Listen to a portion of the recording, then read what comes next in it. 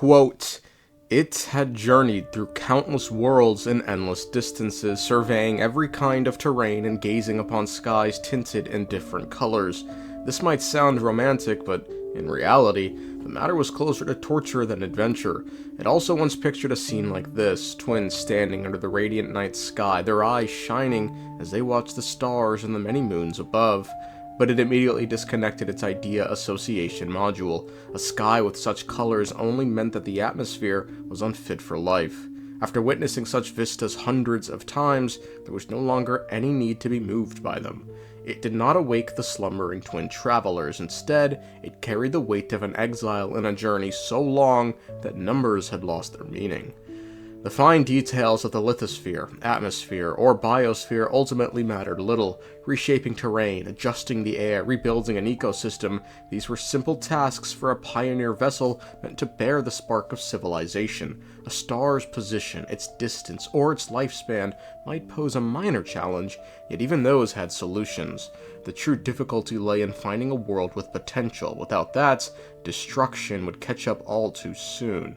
It was a trivial matter in the span of a long voyage. The planet they passed was never a destination, since its star had already entered its twilight. Its biosphere and atmosphere had been utterly destroyed. The surface held nothing but cooled masses of molten rock. A supernova had caused the devastation. For several weeks or months, intense heat and light had marked the star's final brilliance. After that, it had been reduced to a cold, dim dwarf. It ran a quick calculation on when the event had occurred. What a coincidence. The radiation trapped in the planet's crust indicated that the supernova had erupted the very year the twins were born. Naturally, the two events had nothing to do with each other. No one would ever celebrate their birth by burying an entire world with it. Such levels of extravagance and cruelty simply did not exist. Interstellar travel was dangerous. After all, a supernova 5 or 6 light years away could damage the genetic vaults, and perhaps the twins as well. It immediately modified the garments in the wardrobe, upgrading them with their materials better suited for interstellar travel, and laid them over the stasis pods. The gesture might not amount to much, but it offered a quiet kind of comfort. Within the slumber, the twins were granted new refuge, and so it continued its journey across countless lands and stones, numberless atmospheres, and skies. So this is it, huh? A lot of people saying this is the big one. After 5 long years, do we at long last have a definitive answer to who the heavenly principles are? To who the primordial one, a progenitor god hailing from beyond the stars is? Are the heavenly principles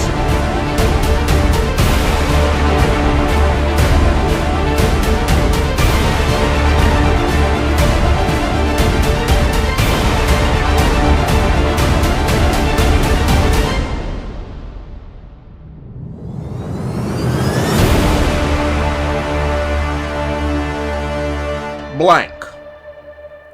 I say blank because I'm not exactly sure what to put here. A lot of you guys spam my inbox following the release of this description, calling the Heavenly Principles the AI of the ship. This is an interesting thought. Now, instead of fucking around, I'm just going to be blunt. I don't agree with it for a multitude of different reasons. If I were arguing semantics, I must say when I first read the description, I was a bit taken aback because nowhere in it does it state there was an AI within the ship. Rather, it seemed the ship itself was sentient, as the text states, quotes, reshaping terrain, adjusting the air, rebuilding an ecosystem. These were simple tasks for a pioneer vessel meant to bear the spark of civilization. To me, it reads as though the ship itself is capable of these tasks, rather than something else within the ship. When the traveler went into the ship at the end of the quest, they didn't speak of a missing third party or robotic entity, but even if it's not the case that there wasn't a third party and the AI was in fact just integrated within the ship or the ship itself, then by what mechanism could they have given themselves a form without the ship? Given we know the heavenly principles existed on Teyvat independent of the ship, and not just any form, but form equal to that of a god, and not just any god, but a god having a will strong enough to classify as that of a descender, meaning they had the will of an entire world, we know that before the heavenly principles arrived, it descended unto this world in a specific form. Before Sun and Moon tells us, quote, "The primordial one may have been Fanes, it had wings and a crown, and was birthed from an egg, androgynous in nature." Albeit of a morning star tells us, quote, "Until the day that the winged descender arrived, treading upon the morning star." Nervalet quite literally states, "Since you hail from beyond the stars, I invite you to be my witness as I judge this upended world. This realm dismantled was of the formidable Father himself, but what now reigns here is a cluster of filthy feathers." But even more important than its appearance, when did it arrive? Let's say for now we aren't arguing semantics, and I agree that the Heavenly Principles was in fact the AI of the ship. When would the AI have gotten to Teyvat in relation to the twins? Now recently, we found out the Pioneer vessel has been to Teyvat twice, once 500 years ago, and the other thousands of years ago. I read the spaceship's flight logs. I always assumed that this was my first time in Teyvat. I thought that Lumine and I must have been hibernating in space for centuries on end. But the logs show that our spaceship flew over the skies of Teyvat once before. A long, long time ago. Flew over? So you didn't land? No, the ship barely came to a stop before flying on again. After that, it continued traveling through space for a long time. Some of the data is corrupted, but I suspect that it kept flying for thousands of years. It was only after that that the ship made a forced landing in nod-krais. This scene fucking irritates me beyond measure, by the way. What kind of a fucking flying ship doesn't record dates in its flight log? What the fuck? Thousands of years isn't nearly good enough at answering the question of when the AI could have first made it to Teyvat. However, this first flyover is the only possibility that the AI could have left to become the Heavenly Principles, because it can't have been 500 years ago, and I guess during that quick flyover in which it never landed, gave itself a form, again, a form powerful enough to immediately battle 7 Dragon Lords, and then the ship just flew away. There are some problems with this, the most obvious one being the Pioneer vessel's sole purpose was to create a world for the twins. It has information on the twins like when they were born. It created clothes for the twins. Hell, it even dreamt of the twins on a new world, yet for some reason, as soon as it found a world with potential, it immediately hops ship and sends the twins on their way for thousands of years. And without the AI of the ship, how is the ship meant to find a hospitable world for the twins? The AI is on Teyvat, so is the ship just on autopilot for the next couple thousand years, drifting aimlessly through space? Now, what's funny about this specifically is I know some people have been trying to link Fanes' arc, you know, the year of the arc's opening and the year after the arc's opening with this Pioneer vessel, but this doesn't really work given the most recent artifact lore quite literally tells us, quote, "The ark was moored, the matter of creation complete. The mountains and rivers were wrought in their turn. Beneath the earth and deep within the seas dwelt the fallen clans and broken kings of the old world. The Lord of the world within the eggshell drew a false veil to shut out the true bedeviled skies, obscuring dread that once robbed kings of sleep, and even those who held dominion over beasts." But remember, the ship never landed that first time it flew over Teyvat, so when could this ark have been moored? And what's more, how would the Heavenly Principles have had access to the genetic vaults if the ship never landed on Teyvat? Because as soon as the Heavenly Principles arrived, they squared off against the Sovereigns for 40 years, and then terraformed the planet for the next 400 years. Then humanity came into existence. Was the vault itself just ripped from the ship and then just stored somewhere until this was all done? Because again, the ship never landed on Teyvat, and what's more, why wouldn't the Traveler have mentioned that the genetic vault was gone from this ship, if it is gone? Now, I have my own general thoughts on what happened during that first flyover, but it pertains far more to the sibling than it does the Heavenly Principles. But to make a brief point, if the first flyover is indeed when the sibling first landed on Teyvat, then the supposed AI of the ship simply cannot be the Heavenly Principles, because then that would require at minimum 3 trips the Pioneer vessel would have made to Teyvat, unless you truly believe that the Abyss sibling was here since the dawn of creation, before even the 4 Shades were here, in which case, why would Asmodee, one of the 4 Shades, call both the twins Outlanders, when in this scenario, the sibling would have been on this planet not just before Asmodee, but for upwards of over 10,000 years. Outlanders, your journey ends here. To me, this is probably the biggest question mark, because it seems like either the sibling hopped off at the same time as the AI, in which case they've been here for way too long, or we need a third trip to Teyvat in the past that never happened, which means the AI can't be the Heavenly Principles, but, we'll talk more about this Tuesday. Regardless, other points I see brought up promoting the theory that the Heavenly Principles is the ship's AI are the similarities between the ship's capabilities and that of Fane's. The ship's capable of terraforming worlds, Fane's is capable of terraforming worlds, but is this really all that uncommon? In a dying universe where available worlds shrink by the day, I feel like you'd come to expect that supreme beings moving around the cosmos freely are each carrying their own genetic vault to repopulate the world with their own beings. It's like being impressed that a submarine brings its own oxygen, or being in a zombie apocalypse and everyone you find has a gun. Certain circumstances just create scenarios in which certain things are required. In a dying universe, the ability to terraform isn't, I wouldn't argue, evidence of singular divinity. It's just the bare minimum for anything claiming cosmic mobility, I'd argue. Creation here isn't just a miracle, it's just what happens when survival meets competence. And what's more, look at the world of Teyvat. It's brimming to the teeth with humans, the species the Heavenly Principles were expressly stated to have brought here numerous times. Quote, 40 winters entomb the flames and 40 summers churn the seas, the 7 sovereigns were vanquished and the 7 nations submitted to the heavens.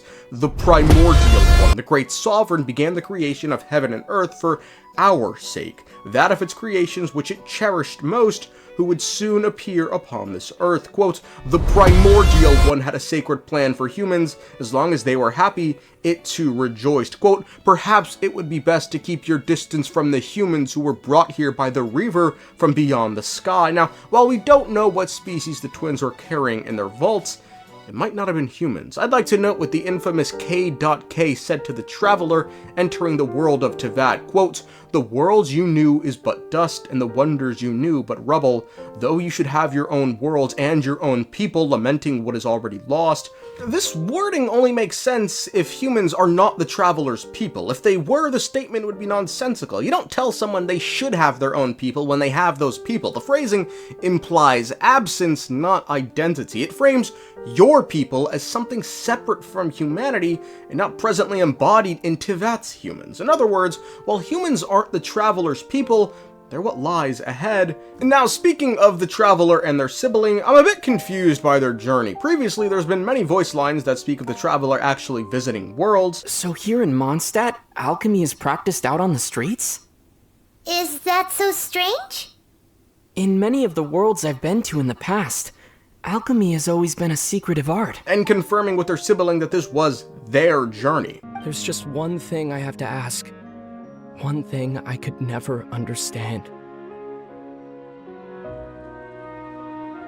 Why? Why can't we continue our journey together? If Teyvat was the end-all be-all and was truly meant to be the final destination, then why would the siblings state they cannot go to the next world yet? Home. Yes. Of course. Home is wherever we are together. But I cannot go with you to the next world to find a new home. At least, not yet. Now, with all this said, it's not like it's bad, there are some points that work in favor of the theory, like the nature of Teyvat's laws and their rules being similar to that of a system set in place by a non-organic life form, in which case it makes sense why the Heavenly Principles goes from 0 to 100 when someone breaks a rule, and it's because that would just be its directive. Only this was far beyond mere punishment. Right.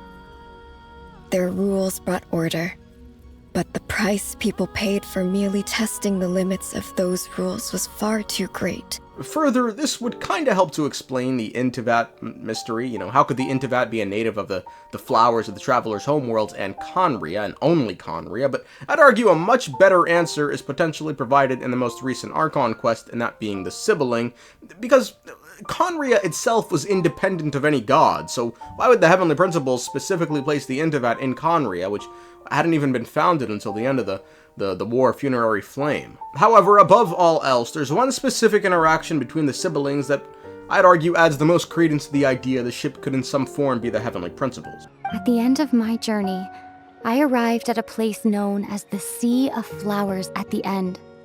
Do you remember? A long time ago, when we traveled between worlds together. You told me You wanted to find a place in the universe where that one flower was in full bloom.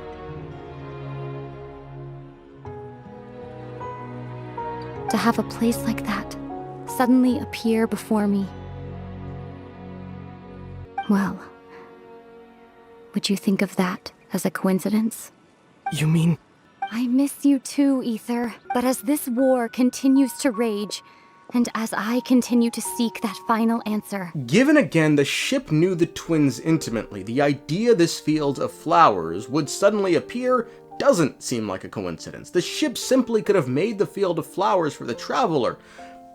But again, someone would have to explain why the AI of this ship decided to solo adventure on this world while leaving the twins, or just twin, for, on their lonesome, drifting through space for thousands of years without ever a real certain possibility they'd ever fucking land on Teyvat. Because if the AI is here, then how could a forced landing have been made on Teyvat? Yeah, they're not really compatible. So that's where I stand on this whole thing. I'm leaning towards a no, but that doesn't mean I don't think there's a connection between the ruler of the skies and the twins. Maybe the connection is the unknown person who gave the twins a wind glider and warned their journey would be more dangerous from here on out. Quote, your journey will become very dangerous from now on, so that person told you. I don't know if this cloth will do anything to protect you, but it was indeed so. In your long journey, you have seen the birth and death of stars as they pass you by, scattering the darkness briefly before being consumed once more. This cloth will block neither heat nor cold, nor will it defend you from curses and ill will. But when you face a force enough to destroy one or even two worlds, you do not truly remember who it was who had treated the two of you ever so gently. You wish you could remember. When you face a boundless darkness or an all-consuming radiance, but that was one world ago. Or maybe the ruler of the skies is simply the mysterious K.K who introduced the travelers to the world of Teyvat, but even then, one would have to explain why, it's not really the best time to introduce them to the world of the Teyvat, given, the traveler first came during the cataclysm, and we don't really know when the other twin came, but clearly they didn't have a good time. Okay, bye.